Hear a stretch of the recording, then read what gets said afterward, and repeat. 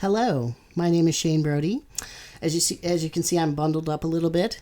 It's getting colder out, and I'm such a wuss now about the cold. Even though I grew up in Alaska, and most recently I was living in Alaska. I'm a long-term transsexual man. I started transitioning in the late 90s.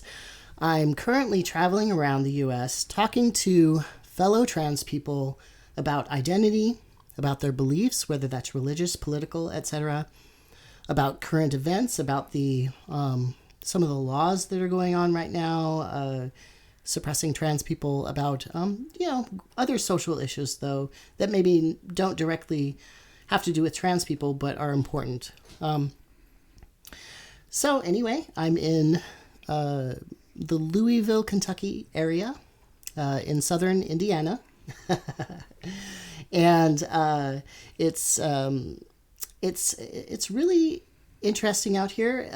Louisville is a rather large city, but just over the border, suddenly it's very, very country, and it has a very different feel. Mm-hmm. Yeah. Louisville, very cosmopolitan area. And then in Indiana, as I was driving here, all of a sudden it got very dark. Like there were hardly any lights, and okay. yeah, very country all of a sudden, And but really nice. I really like the little town that was nearby. It's almost like you're stepping back a few decades. It's not so corporate, not so polished. Right. Yeah. Anyway, I'm here, and I'm so glad to be here. And here's my guest, and she's going to introduce herself in whatever way she feels comfortable with. All right. Hi, I'm Michaela.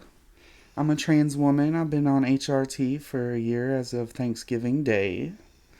And I'm excited to be here and to share my thoughts and possibly my ideas. Yeah. All right. Cool. Did you grow up here in southern Indiana? Louisville mainly, but I've been across in the Indiana area, Oklahoma, Virginia, California.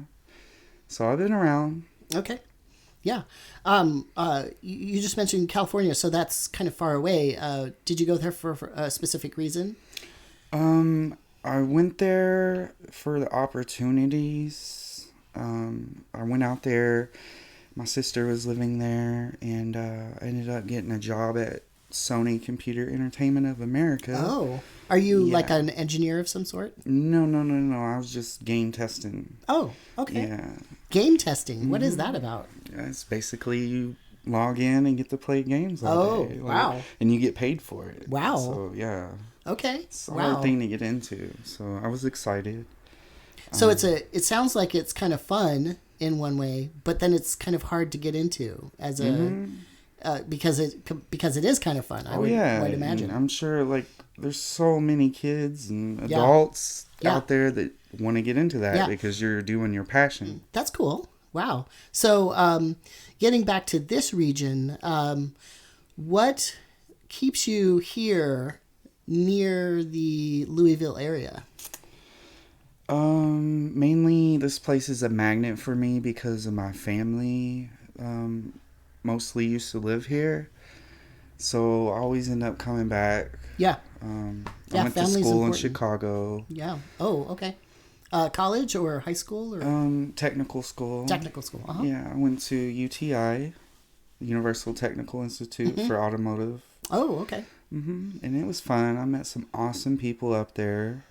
One of them I got to see again from the first time since 2011 in Detroit a few weeks ago. Oh, nice. Yeah, it was awesome. What were you up in Detroit for?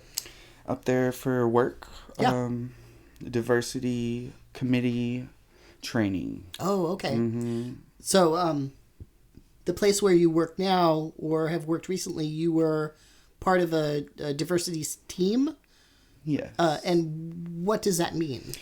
Basically... Because that's kind of a new thing. Yes, but it should have been there a long time ago. Because what it is it's basically, in my eyes, is it's saying not that we don't care, but it... You mean the company? The corporate world? Just in general, good people that love all people, right? Okay. Mm-hmm. It doesn't matter where you come from, what you look like, what your sexuality is. which shouldn't even be an issue anyway. Don't even Right. ask, you know? Right. But that's one of the main You'll things. be amazed at what people ask, though, right? Stories I got for you. Right. I'm sure. Anyway, so what again did you do? So I went for the training for it, Yeah. basically. Okay. It just reinforced different things like laws and rights and just, there's certain sensitive things, especially for trans people, that you probably shouldn't do. So it's kind of... Like what in particular? In a workplace? Well, like, don't purposely, disrespect anyone in any form, So with me, it's like... I noticed you're wearing a button. Is that part of it too? Yes. The pronouns. Yeah. She, her. Yeah. That's kind of a hot topic. Yes. And I'm very, very visible about it because I think that is what will fuel other people who are hiding to actually come out. And that's what happened to me, in this last year. I didn't think it was safe, and I just got so used to being reclusive about it. And now's the time, I feel. Yeah. Yeah. So. I keep hearing that actually from particularly trans women who have careers like yours that are very demanding, that it's almost like COVID gave them a little bit of a space to think about themselves more. And I've just noticed that a lot of trans women have come out recently, which is interesting. You definitely get to know yourself a little better. And I guess with me, a little bit of that and a little bit of just letting loose. Yeah. Yeah, why not? Yeah. Yeah, I love your shirt.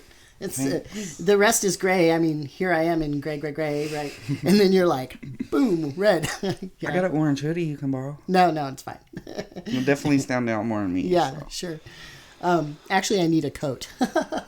All of my winter gear is in Texas, which is a great place for it, right? Depends on what part. Yeah. I lived in Texas, too, and it was freezing in some... Oh, that's true. That's true. It can do that. And it did that a couple of years ago, too. It got like negative 20s. Did that happen here? Remember how it got really cold for a little? It's little possible. While? Yeah. People weren't used to it. Anyway, I drove from Alaska down to Texas because there were a bunch of people. Straight. Yeah. There were a bunch of people. That was in March too, so it was still very winter, like in Alaska, March 1st, right? Still snow on the ground. And I went directly to Texas because there was a whole bunch of people there who said that they were interested in my project. But then they didn't. Then they kind of flaked out on me, unfortunately. I thought that Texas would be a good place to go because, there's just a lot of queers there. It's huge. It's huge. It's diverse. But then they're also having these problems with the governor there, Governor Abbott, and going after parents and trans kids, etc. And so I thought that would be a good place to start. But it is the South. Yeah, but it wasn't a good place to start. But it's a good place to start. The visibility to start that force to say this is all right if you got a problem with it. I did go up after that. I went up to Oklahoma and then also Arkansas, and Arkansas is really where my project started. But I'm making several passes next spring. Actually, I'm going to come back through the Midwest and through the Plain States, the Rocky Mountain area, and the West Coast, and the Southwest. I'm going to kind of make another loop and interview a lot more people. But for the winter, I'm kind of, shutting my project down a little bit. Once I get to Texas, I'm going to do a lot of editing, and I'm going to put a lot of these interviews up. I'm going to upload them. So that'll be exciting. Yeah. I'm probably going to end up with about 100 videos by the end of this year. So, wow. Yeah. Okay. Yeah, it's cool, huh? Anyway, back to you. And what other kind of work did you do? So, in this diversity group within, was this the corporation that was sponsoring this, or was this more of a union effort or a worker-led effort? It is a major auto manufacturer, but I think it has more to do with the union. I believe that's something the union would push. And is that which union is that? That would be UAW. Okay, UAW. Yeah. I can't say the local number. No, I understand. You'll find out. I understand.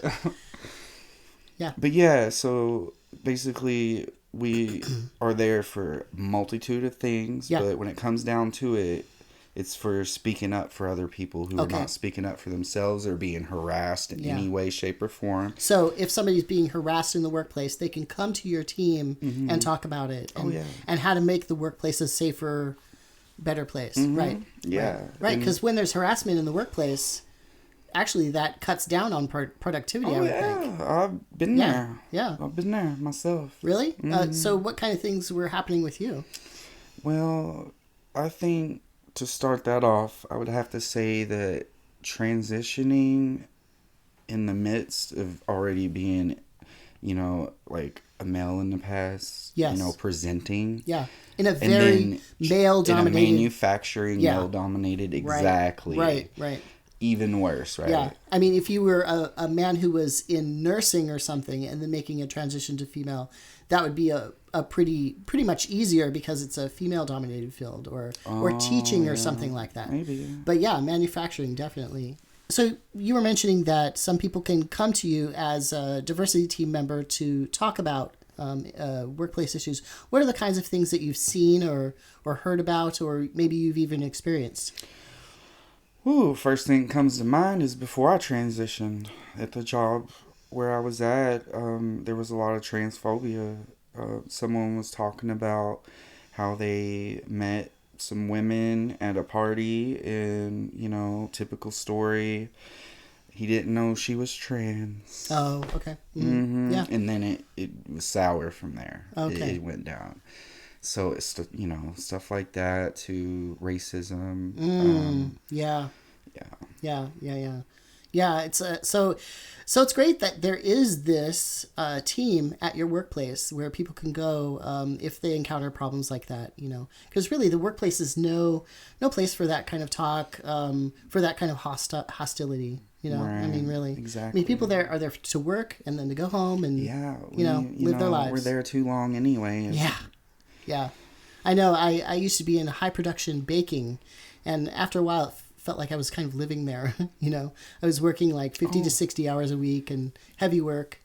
I've been there. Yeah. I've been stuck on shifts at a different job for 40 hours. A lot. I'd literally be there a whole paycheck in one shift. Oh my, really? Yeah. So, you had this training up in Detroit.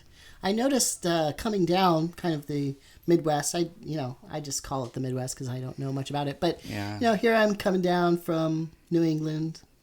Coming down through the Midwest, and I could pick up radio stations all the way from Detroit. So it seems like Detroit has kind of maybe an influence. What do you think would be kind of the cities in the Midwest that are very influential in terms of LGBT presence? Ooh. Like in the South, it would be, Nashville. Nashville and also Atlanta. Like those would be a couple of really big centers. Okay. Yeah. Well, since I don't know the culture of the Midwest. Tell me about that. Well, I will say that I did just get back from Detroit, and it was a pleasant surprise. Oh, I was really? expecting in my mind, using my imagination, it was going to be trash. I'm just there to do work. That's it. No, I ended up liking it so much, I ended up extending my stay. Yeah. Yeah. It's definitely an interesting city. There's a lot going on there. And I think it's a lot of grassroots stuff, Yeah. And I think it was right outside of Detroit area that I was driving after I was picking up some recreational. And I think it was called Ferndale, right? Okay. I'm driving and all of a sudden I see a rainbow crosswalk. And I was like, I'll slow down. And all the businesses, like on both sides, like had flags. Nice. Trans, all of it. Yeah. Just queer flags everywhere. And I was like, maybe they'll accept me here. Yeah. Yeah. So you're maybe thinking about going up there. And I stopped and I just hung around there for a while. Ended up getting some food. And there was a record store right next door. So I bought some records. Some real actual vinyl? Yeah. Wow. Oh, yeah. Great. I found Aaliyah. And I was excited because I didn't know they did that. Oh, But when I went to check out, the lady said, Aaliyah, oh, these just came out. And I was like, Wow, yeah. it's fake. Yeah, they're. I think they're re-releasing some artists on special discs now. Sometimes they're higher quality, like there'll be less songs to a side, so that they can have deeper grooves. That's like an audiophile thing. Anyway, Right. so you can play it longer on vinyl. Wow, that's cool. That sounds like you had a really good time up there. Oh, yeah. Yeah. Are you thinking about moving up there? Or? Actually, while I was up there, I thought about it. Yeah. Yeah. I wanted to go check out the plant up there. Yes. Found out you can't do that. Oh. So, yeah, I but see. whatever. Is that some kind of probably reasons. union rule or something? Oh, no, that's the manufacturer rule. Oh, okay. Probably all of them are like that. I see. Okay. Yeah, you got to get special permission from like the president. Oh. Or okay. at least, the so forget about manager. that. Yeah. Yeah. Well, I mean, you could at least, maybe apply for some jobs or something. But like yeah, that. I could transfer there. Yeah, if I wanted to. Yeah. So earlier, when I was asking about this area, you said you had family ties here, and that this is where you grew up. What is your relationship to your family now? Sometimes that can change with coming out as trans. A lot of times. Yeah. Yes. I've heard stories, and Yeah. I didn't think I would experience it, but I did. Yeah. So I got my mom on block right now because she was just being nasty. And then, I mean, there's just certain things, and you just gotta get yourself away from, you just gotta get away from it. Yeah. For a Or maybe while, block it out. Yeah, get a little bit of a space. Yes. Yeah. Boundaries, all that matters. Yes. Yes. Boundaries are very good. You can't just let somebody walk all over you all the time. Even if they're family. Yeah, even if they're family. Yep. Because that's no excuse. That's right. So, what feels like home here besides, family connections? Do you like the living in an agricultural area? So I'm imagining there's a lot of farms around here. Oh, yeah. The small town feel of a place like this. Once you go just down the road is when it gets really sparse. Oh, yes. And it's literal farmland after farmland. Horses, cows. Yeah. But I always wanted to have a place in an area like this. Maybe more out in the country, though. Okay. And then have a place in the city and be able to transition because I love nature and outdoors. Yeah. I'm kind of a survivalist. I love Like that a kind prepper? of thing. More like learning the skills, starting fires and what to look for in the woods, foraging. Me too, things actually. Like that. Me too, Yeah? actually. Okay. Yeah, totally. I love that stuff. Yeah, and I love fishing. I would have loved to have tried hunting up in Alaska, but everything's so big up there. You have to kind of go in a big group. I'm more of a loner person, or like one or two people. So if I live here in the lower 48, I would really love to go like deer hunting and that sort of thing. Yeah. No, smaller animals. Yeah. Yeah, there's places around here for that. Yeah. There's tons of deer down here. The Hoosier National Forest is gigantic. Look it up. Yes. Yeah. Mm-hmm. Yeah. So what other skills have you learned? Ooh, in terms of self-reliance. Well, besides just the base, survival things, I decided instead of paying a gunsmith to build me a gun, I decided to look it up and learn about it and do it myself. There you go. So I ordered every single little detent spring and... Oh, wow. Yeah, like a huge smorgasbord of parts, okay? Nice. I took a picture of it. It was a lot. Yeah, actually, speaking of that, there are several programs around the United States where people learn gunsmithing. Mm-hmm. I know of one in northern Texas and then also in California near Susanville. Very, very well respected programs. They also do like knife making and that sort of thing. Yeah. Mm-hmm. Yeah, so I just figured it out myself, Yeah. which is usually what I do with most things in life Yeah. that I can. Well, if you have this background where you working in automotive, I'm sure that you have those kind of skills. Oh, yeah, maybe a little bit. Yeah. But More this kind of than thing me. you want to definitely take your time with. More than me. You're Now, more skilled what than we're I am. doing is like all profit. Time is money. Sure. Rush. Sure. Still quality though. I ain't gonna say all Yeah. that. I don't let nothing go without making sure it's good. That's right. And I don't care if I stop the line. Yeah. I'm gonna make it sure it's right. That's like, right. You paid for it. Well, I mean, that's one of the things that hurt American automotive companies, especially like in the 80s and 90s, right? So the quality of our products went down, unfortunately.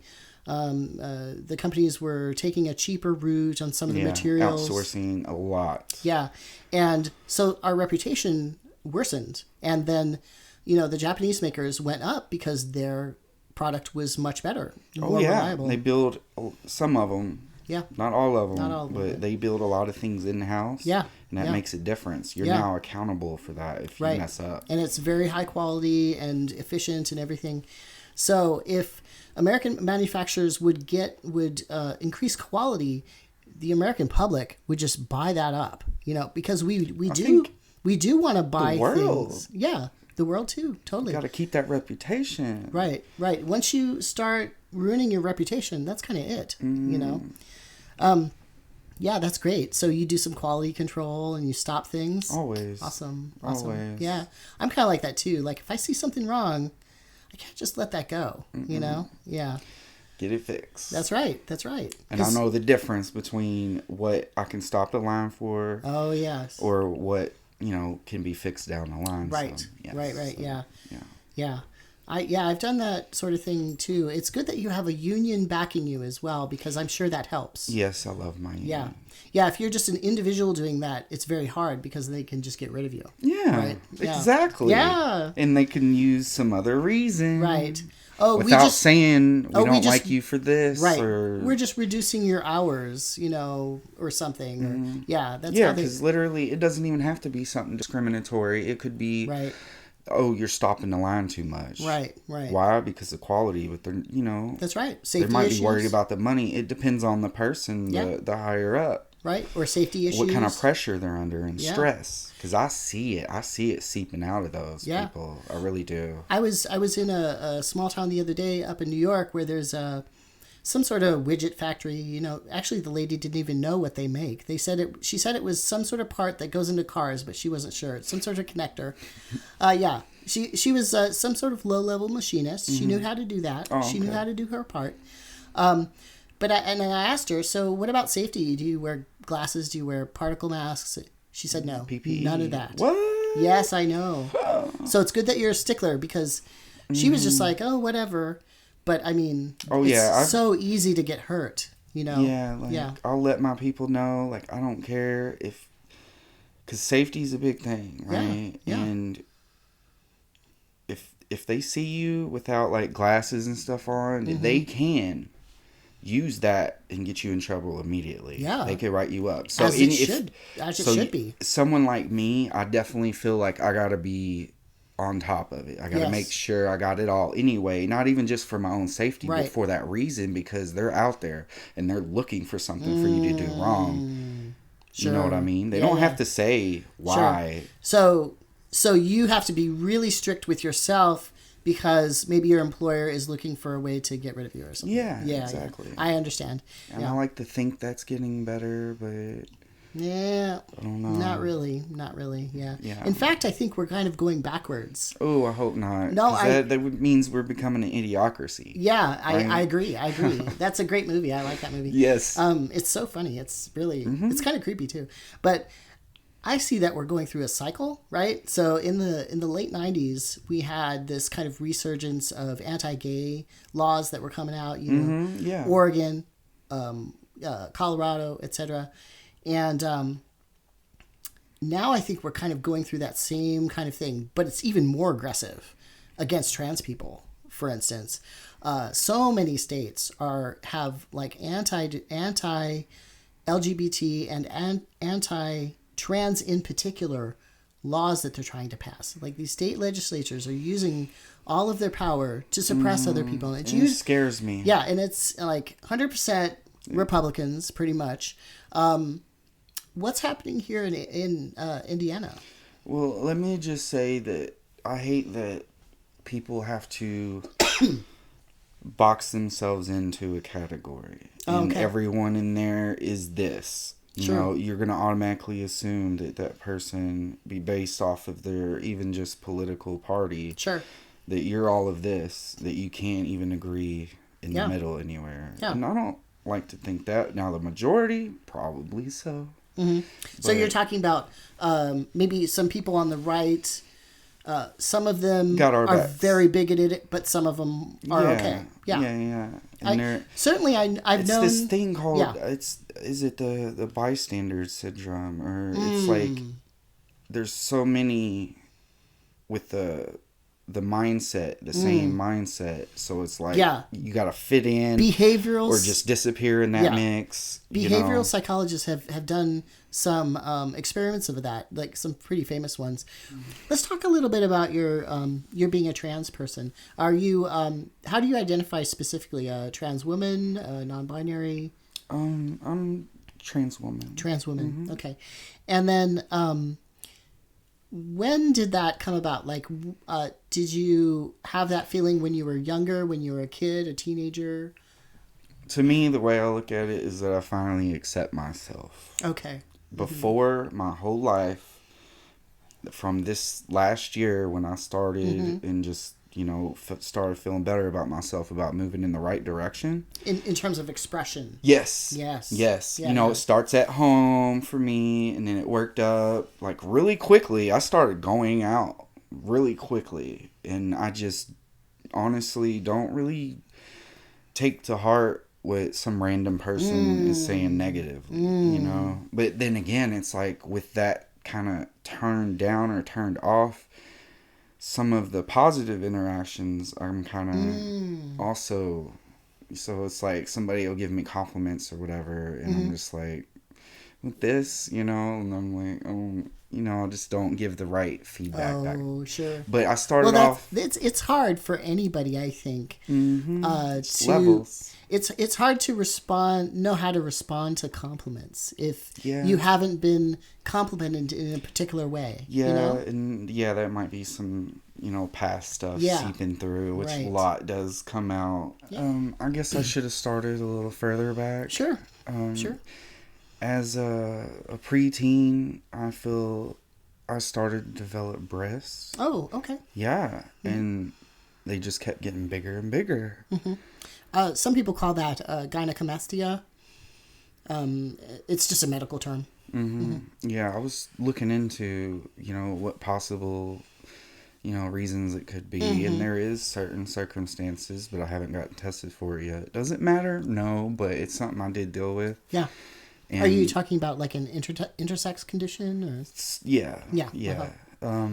So basically what I did was to fit in with, my assigned sex and everything, I basically binded myself most of my life. Yes. Just like somebody like me would, like a female to male transsexual. Yeah. Yeah. Interesting. Yes. So you as a previously cisgendered, or at least how you appeared. Just fitting in, going with everything. Wow. So questions here or there, but not really to be gender affirming in terms of like society's ideas about their construct. Yes. You bound yourself. Yes. Wow. Literally, like not with professional bindings or nothing. How did but you what do I it? found, was that I used undershirts, like tight undershirts. I started with like white.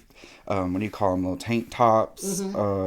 A-line shirts. A-line shirts is what they call them. Oh, okay. Yeah. And it was stuff like that, and I'd make sure that I wore, bigger shirt over top of it. Oh my goodness. That's exactly what I did. So I'm very short of stature. I'm only 5'2". And I was basically built like Dolly Parton. Okay. And what I would do is wear really tight t-shirts, like a couple of them, And then I would wear a sort of billowing vest with large billowing pockets on top of it. That was the most. Yes. It was like they're gone. Yes. Yeah. Yeah. And nobody would notice. And then when I got surgery finally, to reduce that, when people would hug me afterwards, they were like, "Oh, did you lose some weight?" Because it wasn't there anymore. Right. Yeah. It was so weird. Yeah, now That's they can so reach weird. their arms further behind you. Exactly. That's so weird that we did the exact same thing, but we're like such a different life experience. Yes. Uh-huh. Yeah. Mm-hmm. So yeah, it was that, and then it, transitioned into this last year, starting off at home, playing around, and then working up to going out, and just everyday things. What inspired you to actually express it in public? More and more trans people and just queer people in general with their gender, their expressions, right? Mm-hmm. Like I don't care. Why would you care? You know? So you had kind of role models support out there. Yeah, there's like remote support, not like directly, but just the visibility online of it. and Yeah, just around town, all over, yeah. So, yeah, it was lots of that helped me progress along the way, and that's why I'm so strong in showing that myself. Right. Right. You can be an example for somebody else. I wear the trans necklace all the time. Yeah. If I didn't break it by accident. Oh, no. I wore it to work. I always break stuff, too, like that. I used to have, like, little watches when I was younger, and I would always bang it. And I break can't it. wear that stuff. Yeah. I get caught. And Totally. But yeah, I worked myself up, and the hardest part was doing it at work. So I was, 90%, and the 10 was just doing it at work. I can imagine that would be one of the more scary parts too, because that's your livelihood. Right? If you don't have that, it's very difficult. And that's what was really affecting me, because you're stuck there, literally. Like, you can't just leave the job. You can't just walk away. Right, if this was on the outside world, if somebody's bugging you, sure, go on, I'm going over here, right? Sure. Can't do that. You're stuck there with them, and you hear everything they say, right? And they don't care sometimes, right? Right. Yeah, it's interesting. I feel like, I mean, I only have the experience I have of the world, right? But it seems like our public discourse, the way that people talk to each other, is in some ways it's more impolite. Like people. Yeah, that's what I was gonna say. Yeah, just rude. Yeah, like and definitely, people have been impolite all the way. Especially towards people of color in this country, and people who are very out as in the LGBT community. There's never been a let up on slurs against them. Definitely. Yeah. But I feel like we're getting this upsurge of even more of that right now. Like it's really awful. You wonder if it's part of what we talked about earlier. Some of it might have to do with the bystander effect. Oh, right. A resurgence of that because of the visibility and everyone's starting to show more and more expression all of a sudden. I wonder if that opposition is speaking up more about it, opposing what we do. Yeah. And in turn, they're around those people, they're friends, and then it just builds up into... Yeah. In fact, in the last few days, in the last couple of weeks, there's been kind of a resurgence publicly of people saying anti-Semitic, anti-Jewish things in media, like Kanye West. And recently they had Dave Chappelle on Saturday Night Live. And pretty much his whole monologue was anti-Jewish, and it had, anti-Semitic.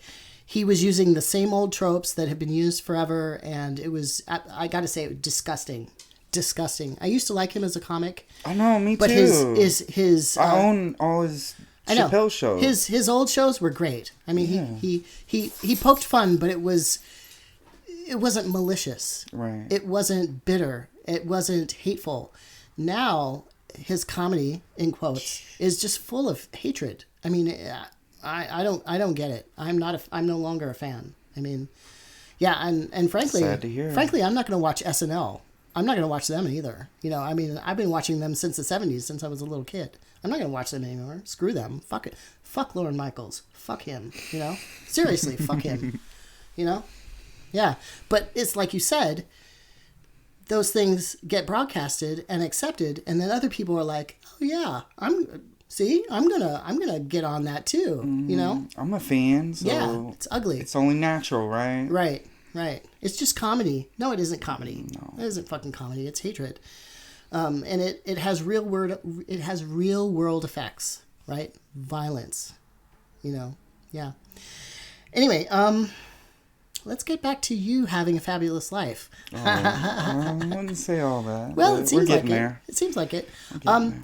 So I talked to one of the first persons that I talked to in this project was a trans woman who is fairly new as you are, and she's finding that sort of there's a rejuvenation in her life.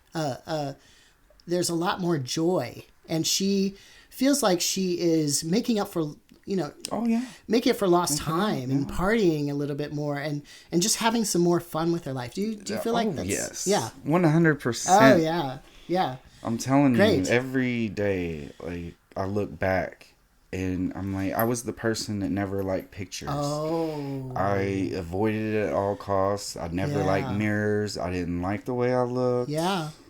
As my fitting in, binded self and all that, right? Sure. It's also physically uncomfortable. Yeah. So now that you're more free. Oh, yeah. That literally is more free. Yeah. Literally more free. Yes. You could probably breathe better, too, I can imagine, and dance more and all that it just stuff. opens myself up more to me. Yeah. Internally. Right. And that's what that person felt. That's That's why they feel joy. Yeah. Because they're more in tune with themselves now and they can express it. Right. Maybe not without fear, in a sense, but less fear than in the past. Yeah. I would assume, Yeah. And have you felt that way? Like that you have less fear and more joy? Oh, yeah. Definitely. Mm-hmm. I got over all that really quick, actually. Once I started going out and then was pressured to at work from a core friend of mine who I thought was a friend. Oh, what happened with that? Well, it worked. She pressured me a little bit. It was kind of a good push that I needed, actually. And I appreciate her for that. But so it So worked. what are you talking about here? She wanted me to come out at work okay. to at least, my other core people. And I was like, yeah, I'm not really worried about them. But, are they going to, back to it? Are they going to talk? Sure. And then what's that going to do? Are they going to defend me? I'd like to hope so. Yeah. That's something people need to speak up more for everyone. Mm-hmm. Yeah. If you see something, that's one of the things I learned too, is if you see something wrong, say something. Yeah. Don't be a part of that bystander effect. Right. Don't let it keep happening. No hatred, none of that. Right. And you got to think too, if you see something that is wrong and you don't say something, you're actually suppressing yourself as well. And get this. What I'm about to tell you is going to make that just shine. Tell me about it. Because that is truth and wisdom in itself. Okay. So, I got pressured into at least letting them know that I was trans. I just sent them a picture, Yep, this is me, Michaela, and new to transitioning. And, it was very awkward at first. Yeah. But once I got in there... the first week, it was great, and I felt like I could trust them. And, you hear things going on or whatever, but so issue was with bathrooms. Yeah. So, of course, what I'm identifying as and expressing, I'm going to go to that bathroom, right? Yeah. I can't imagine going in the men's. No. I just can't. No, absolutely not. Can't. Okay, so I would go to the ladies' room. Yeah. And it's already a super just stressful, anxiety building thing. Right. Just to, like, when I walk in, I'm facing the floor, like, no eye contact, no talking, just zoom right in that stall. Sure. Yeah. So after, I don't know, another week, I started getting... I could tell something was building up. Like, literally, something was going on with the ladies. Oh. Yeah, they were... there was quite a few, because there was some older ladies there, and I feel like for the most part they're kind of stuck in the old way of thinking, and that has something to do with it. But well, so there's been a lot of statistical research on that, and younger people are more accepting of trans people. Definitely, that's what I would think. For sure. And I see that every day. So what happened with these older women? So the core person that pushed me to come out ended up turning around on me. She stopped me one day. I could tell something was wrong.